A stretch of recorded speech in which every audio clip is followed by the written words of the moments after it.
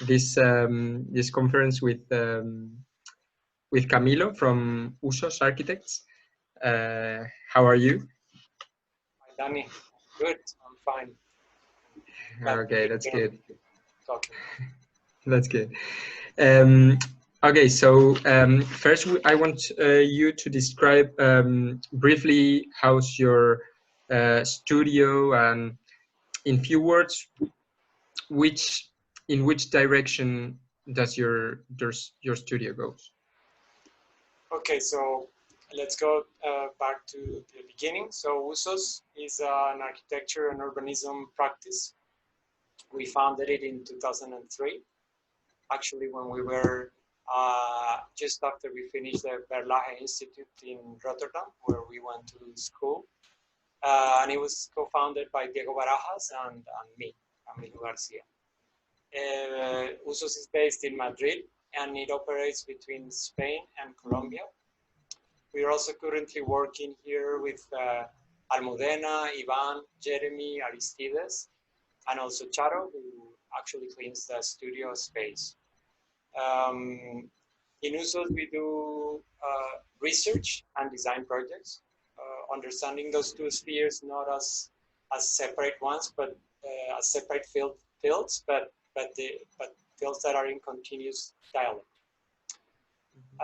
Another part of our practice that is important is teaching. We've been doing this for more than 15 years now.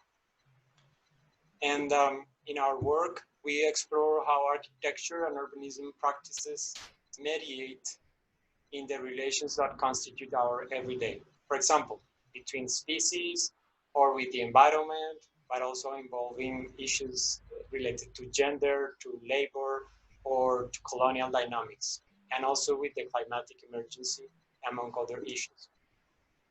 Yeah, continue, sorry. Yeah. No, so you can see this somehow reflected in the projects we do, among which are, for example, a guy, a bulldog, an edible garden, and the home they share, or the bioclimatic prototype of a host and nectar garden building, and the actions related to promote non-anthropocentric gardening initiatives, or urbanisms or remittances, which ended, let's say, in a phase recently published in the format of a book, or a current project that we are doing for a foundation in which we deal with sustainable food production and citizens art, which was the result of a competition we won in 2018 together with a bigger group we formed. Yeah, about ecosystem and well, about also the surroundings of the building. We are going to speak a bit later also. Also, we wanted to know if well, how much importance has your investigation while you do a project? Yeah, our work and design is guided by a close examination of micro realities, which surround and affect the context and the fields in which we operate. So we could also say that our work is nourished by heterogeneous methodologies such as those found in ethnography, anthropology, biology, or gardening, which are practices that are very much research-based. So the use of diverse tools help us to approach these different micro-realities, whether they are social, biological, and it's part of our understanding of architecture as a practice of care. So we think that for some time, a great part of the way our built environment has been developed has increased homogenization rather than responding to the great diversity present in the everyday. And there's no doubt that architecture and urbanism has some big responsibility in this matter. So one aspect that is fundamental for us is that design practices, so let's say urbanism, architecture, are understood as practices of care and this means that are practices that acknowledge the multiple relations of interdependency around us, and that help us to approach the social and the natural realities around us in the most kind of delicate and precise way that is possible. And by doing this, understanding the singularities, um, and this implies a research as a systematic pursuit of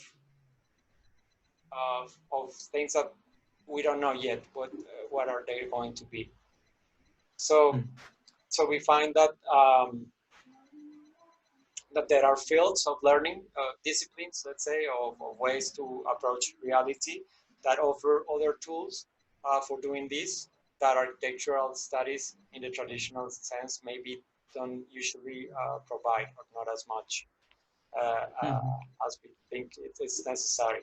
So, so maybe coming back to your question specifically about research, research has been fundamental, for example, for the design of the garden building, a project we started in 2003, which the first stage was built in 2005, which is located in Cali, in one of the most biodiverse parts of the world. And to describe a little bit the context in which we operate, we were looking at how that biodiversity is measured, and we look at different indexes to approach this biodiversity. And just to provide you with some insights of what we found, that is an area in which there has been a measurement of the amount of species population. And if you compare 1970 with 2014, there's been a decline of 89% in the total amount of population species. Of course, this loss is partially triggered by some of the actions that are also causing climate change, by global warming, which is of course very much related to urban-related activities.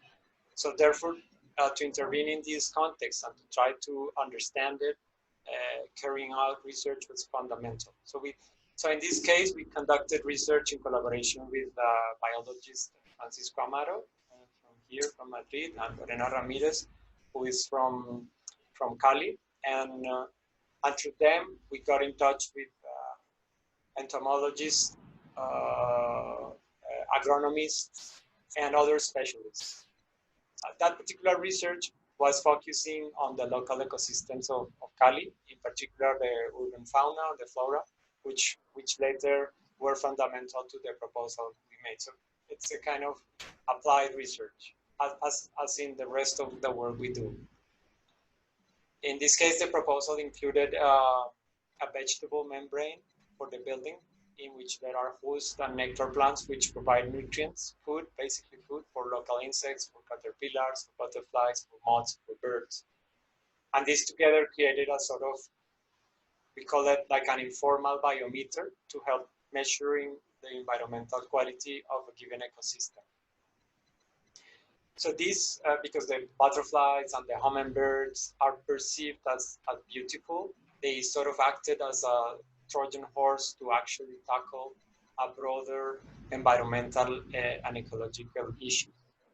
So yeah, research is really important. Yeah, yeah, and you work also with a lot of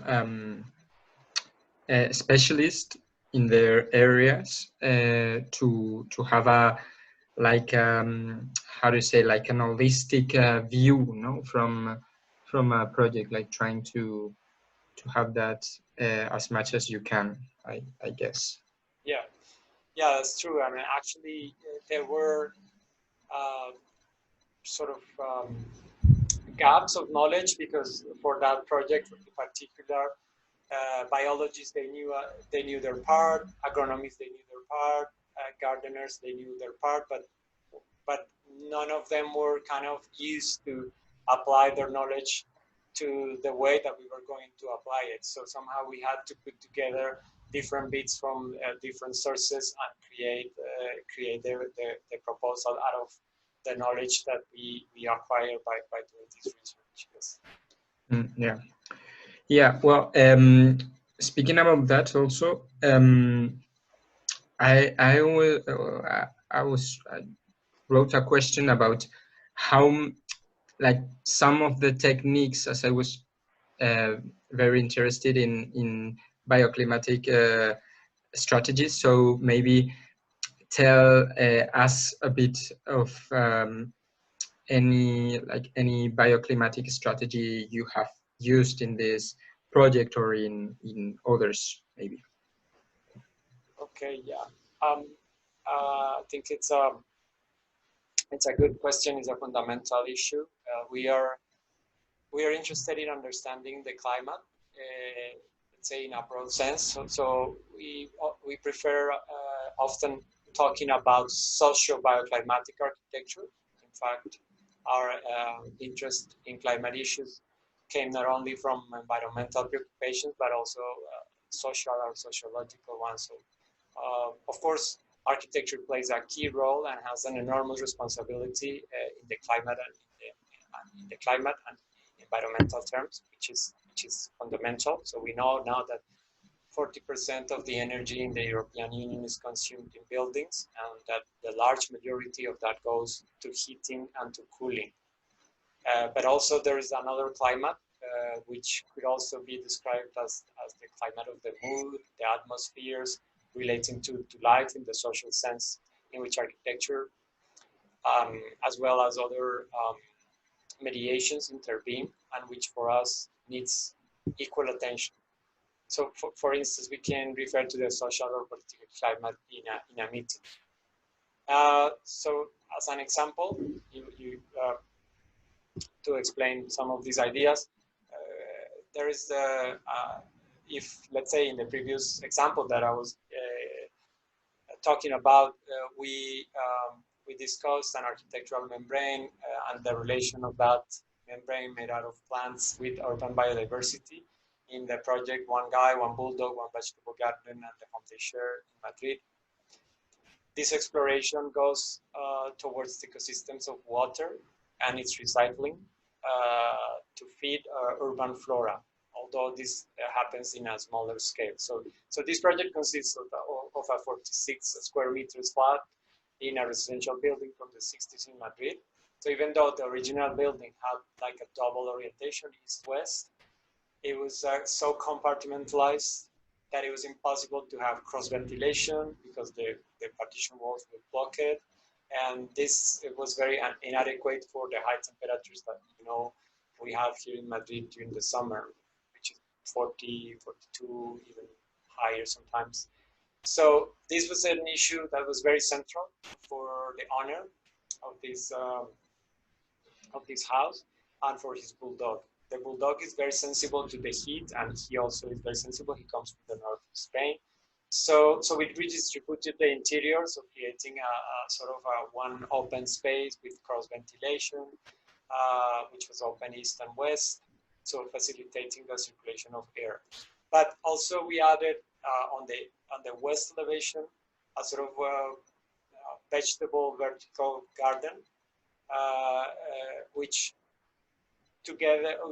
in which the vegetation, together with the soil, with the pots, with the leaves, it sort of works as a cushion, a thermal cushion that prevents the house from overheating. So it sort of refreshes the interior, and it avoids the use prevents the use of air conditioning. And then, yeah, there are two sets of curtains which help the vegetable garden in winter and the summer. In winter, it's a transparent one, and so it creates a sort of a winter garden effect, a sort of greenhouse effect. And in summer, it's a shade that blocks 50% of the solar radiation. So this combined, it sort of benefits the house in itself. So if we go back to some of the origins of this project, we know that Madrid